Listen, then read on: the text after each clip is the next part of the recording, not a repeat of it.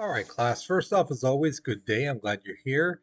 I do apologize for the tardiness of this video, and I kind of hope it didn't put you back too much behind all your other work. Okay, but here we are now. So let's go ahead and get started with this video. All right. So if you remember from the last video, we talked about how John Wilkes Booth killed Abraham Lincoln. This is one picture I wanted to show in class or in the video, but I totally forgot, and so here it is. So if you look in the green, there's a person circling green. That is Abraham Lincoln giving his second inaugural address. And several months later, Booth would kill him. And if you look in the blue circle, that's Booth. He was that close to Lincoln even then. And yeah, nobody knew at that time that Booth would kill Lincoln. It was just unthinkable. All right, so here's your warm up picture. Now, what I want you to do is a little different. It's something we've done before with the picture of Lincoln, if you remember that lesson. What I'm going to ask you to do is write down 3 words, just 3 words that pop in your head when you see this picture. Okay, I'm not looking for a sentence, simply 3 words. Okay, now please don't put something down like Mickey Mouse. Where do you see Mickey Mouse? What's that got to do with anything? Okay, but 3 legitimate words that pop in your head when you see this picture of John Wilkes Booth. Okay, so make sure it's relevant and not just like random words as I've gotten in class. Okay, so again, make sure it's actual words related to Booth. Okay, so think about it.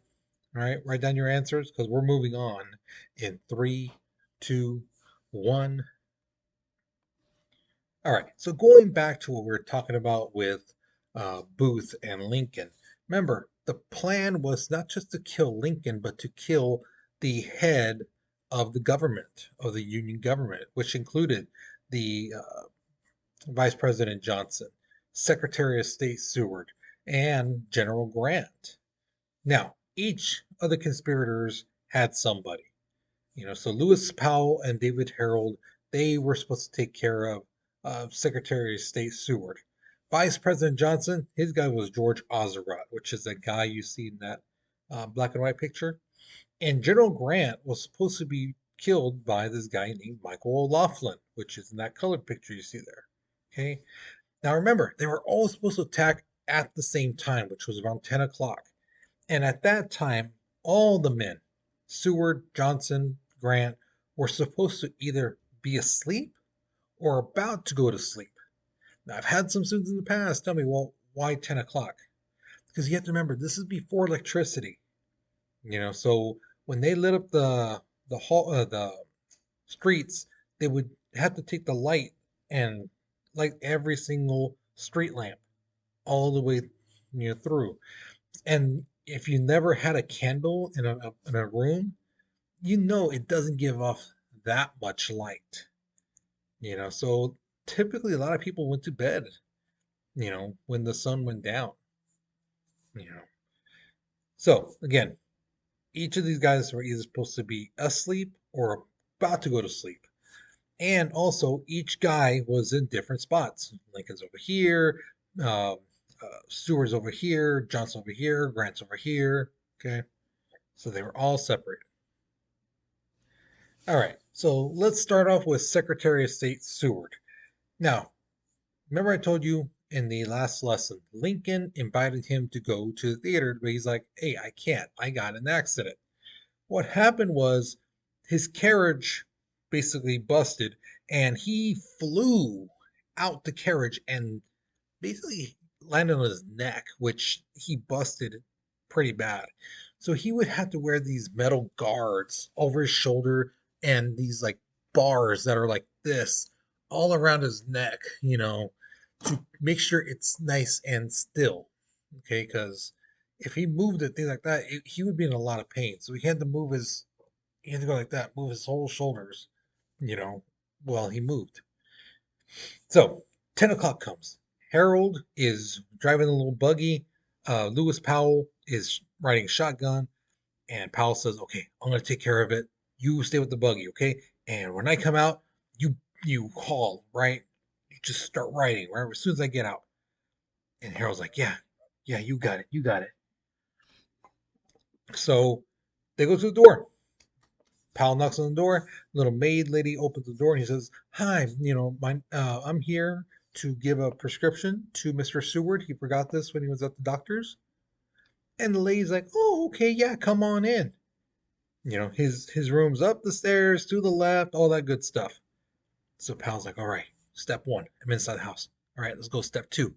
So he starts going up the stairs, going towards starts going towards Seward's room. This is where Seward's son is outside, and he's like, can I help you?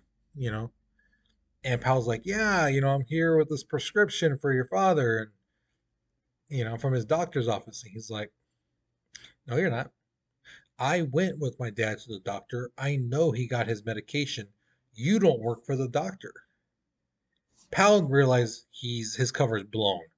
So he then struggles with with the Harold's son, sorry, Seward's son, and he takes out his gun and he doesn't shoot him, he clubs him in the back of the head. Now here's the thing. These guns back then were not like how they are now. Now they have the metals are very light and things like that. But back then, those guns, especially the butt of the guns, were made of solid wood and steel, and metal. So when you hit somebody, it's like hitting them with a bat, you know.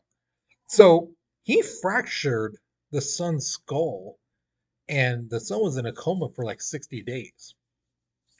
So Powell opens the door, right? And there he sees Seward in bed, right? Now, here's the other thing that he didn't expect. George Robinson is a bodyguard for Seward. So when he sees Powell coming through the door, they start wrestling and fighting. They're going back and forth. And as they're tussling and this and that, um, Powell takes out a dagger and slices Robinson right across the forehead. Now, if you've ever had like a knife taken out on you, or if you could just imagine having a knife, your natural reaction is to go backwards, right? Well, that's what happened with Robinson, except he was going backwards and he got the cut, so he's just falling back. Okay. Powell then leaps onto the bed and starts stabbing downwards, yelling, "I'm mad! I'm mad! I'm mad!" at Secretary of State Stewart. Now, here's the thing. Yes, Stewart was, in a sense, stabbed, but he wasn't really, really hurt. Because the thing I already told you, the brace was made of metal and stuff like that. So when Powell is stabbing, he's basically, if he was to shut up, he would have heard that from the knife against the metal. So yeah, Powell did, or sorry, Stewart did get nicked, cut a little bit, but he, not like he got like, stab knife through a throat or anything like that. The knife was able to slide right against the metal and stuff like that. Okay. And he was injured. Again, he was bleeding and things like that, but he was not killed. Now, it's at this point that two other guys come into Seward's room and they see Powell with a knife in the air and they grab him and they're trying to pull him off. They're, doing that. Robinson gets up and he comes to Powell and he starts pulling him and he's trying to get one last stab and one last push with the knife. And then all three guys push or bring Powell back. All of them fall on the floor. Powell jumps right up, runs out the door, goes down the stairs, looks outside. His getaway ride is gone. And he can hear the people upstairs. "Emergency! Someone trying to kill Stewart! Emergency! Get this guy!" And Powell's like, "Oh man." So he starts running. He's like, "Okay, we came down this way." He's running. He's running. He goes, "This looks familiar. This way." He starts running that way. And then all of a sudden he's like, "Okay, I think we went this way. Yeah, yeah." So he runs that way. Uh, Left to right, left to right. This way. He starts running. Ends up being that he went the totally wrong way and he gets lost, and he ends up spending the night in the cemetery. Now, originally, the plan was the guys were all the conspirators were supposed to meet at the Navy Yard Bridge and then leave together. Um, but that didn't happen. Okay. Now, Harold, the getaway driver, as soon as he heard Powell yelling, "I'm mad, I'm mad," he was like, "And I'm gone." And he took off. He, as soon as he heard that, he didn't stay and wait for anything. He basically felt like, oh, he's either captured, or something happened, something bad. He's trying to signal to me that, hey, to go. So he left. Okay. Now, the thing is, too, you have to remember when Powell says, "I'm mad," it could either refer to like anger or like crazy, insanity. We don't know which. So, but either way, when Harold heard Powell screaming, he took off. Now, he got to the Navy Yard Bridge and he's waiting there for a little bit. And there he sees Booth coming on a horse. Except now he sees down on his leg and it's bleeding. And he's like, "Oh man, what happened?" Booth tells him, "Hey, I jumped off the stage and I think I broke my shin bone." And he's like, "Oh, dude, yeah, let's go to Dr. Mudd's house and get that fixed." So Harold and Booth both go to Dr. Mudd's house to get treated. Now, this next one, this is my favorite of the assassination attempts. This one's funny. Vice President Andrew Johnson checked into the Kirkwood house, which is basically like a hotel, boarding house type of hybrid thing going on. Now, George Ozerat knew Johnson was going to stay there, so he checked out a room too at that boarding house place. So around 10 o'clock, he sees Johnson going to his room and he's like, "All right, okay, I'm going to get this guy." He's like, "But you know what? I'm going to wait till he's asleep. Yeah, once he's asleep, then I'll break in and I'll kill him." And he realized, I need to shake off these nerves. So he goes down to the bar to have some liquid courage. So he starts drinking. He's like, "Okay, ooh, still feel the nerves. All right, one more drink. Take another drink. Okay, still feeling a little jittery. Just maybe one more drink. All right, yeah, I'm good. All right, let me try one more drink, just one more. Takes another drink. Ooh, that one's good. Let's see if this next one is just as good as that one. Takes another one. Yeah, ooh." The guy keeps drinking and drinking and drinking to the point where he forgets why he's there. He's basically drunk, going, "I don't live here. What am I doing? You know what? I should go." And he wanders the town aimlessly. He's going from street to street, you know, just walking around drunk. And it's like, I should get a house in this neighborhood. And just just going between roads. He basically just falls asleep, you know, passed out drunk, you know, but he doesn't fall asleep in the room in the hotel. He's basically out in the town. Now, by midnight or so, word has already spread that Lincoln was assassinated. He's dying. Um, Secretary of State Seward was attacked. Early word was that he may be dead because he was stabbed. You know, so security covered Johnson, went to Grant, covered him up too, and they started checking out hotels, the rooms in the hotel, you know. And they were like, "Well, okay, who's in this room?" They're like, "This guy's name is George Ozerat." They're like, "Well, the bed's still made and stuff like that. Has he checked out?" They're like, "No, he hasn't checked out." So they're like, "Well, this is weird." So they checked his room and they found a loaded revolver, and between the sheets and the mattress, they found a big old Bowie knife. So they're like, "You know what? We need to check this guy out." So as time went on, they found out that he was one of the conspirators, one of the people who was planning to kill Lincoln, Johnson, and Seward and Grant. So they checked his house. He wasn't there, and then they were like, "Okay, let's check his family and then friends." And they end up finding him at his cousin's house and they arrested him on April 20th. So, again, this guy did not succeed because he was so drunk he forgot what he was supposed to do, and that's why. The next one is Ulysses S. Grant, which is a picture of him right there in color. Now, Michael O'Loughlin was supposed to kill him, but O'Loughlin was his thing was not that he got drunk. His thing was he was waiting for that perfect moment to kill Grant. So he's just like hold on one second. All right, thank you. Sorry about that. So just like Azeroth, um, O'Loughlin checked out a room at the same place where Grant was. Okay, so he's there. And he's like looking at Grant. He's like, okay, I'm gonna kill him now. No, he's with too many people. I'll wait till he goes to his room. Yeah.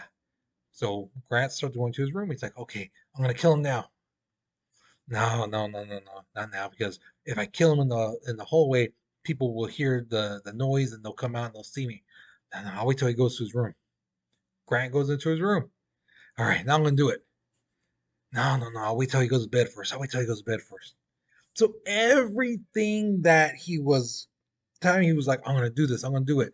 He didn't do it because he, in a sense, got cold feet. The perfect moment wasn't right. And it got to the point where he waited so long that word came that, hey, Lincoln has been shot, Stewart has been attacked by and stabbed, so security was all around Ulysses.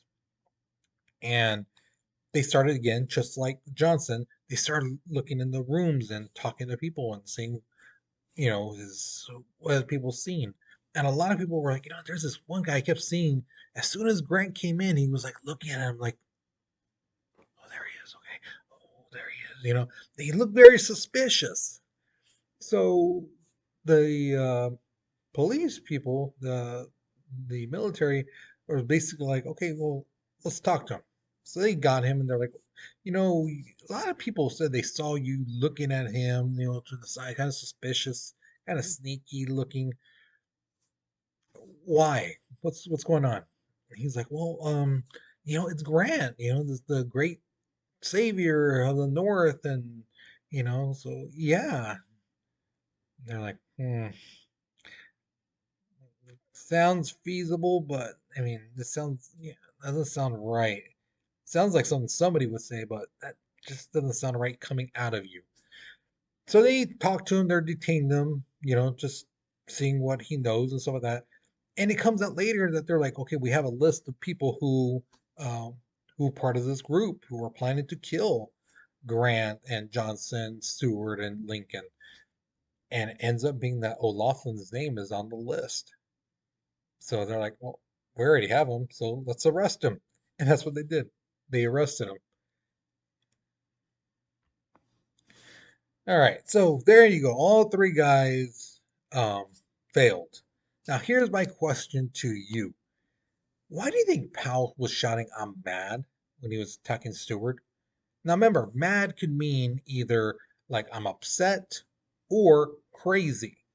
So which one do you think it was? You think he was trying to say, I'm mad, because he was a prisoner of war for like a year or two.